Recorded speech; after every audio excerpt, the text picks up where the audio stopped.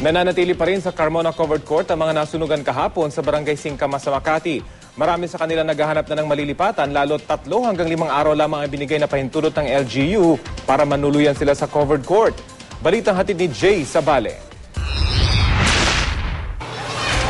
Ika nga, tuloy ang pag-ikot ng mundo kahit ano pa man ang mangyari.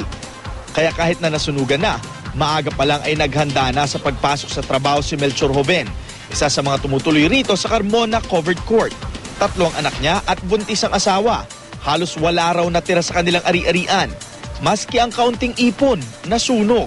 Kaya kahit sinabihan na rin siya ng kanyang pinagtatrabahuan na wag munang pumasok at ayusin ang pamilya, tuloy pa rin siya sa pagpasok.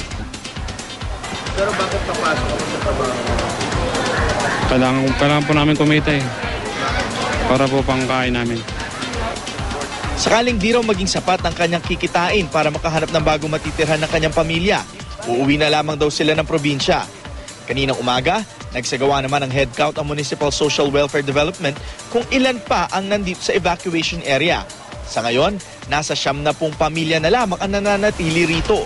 Ang iba kasi, umalis na at nakitira na lamang sa mga kamag-anak at kaibigan. Patuloy naman ang dating ng mga relief goods.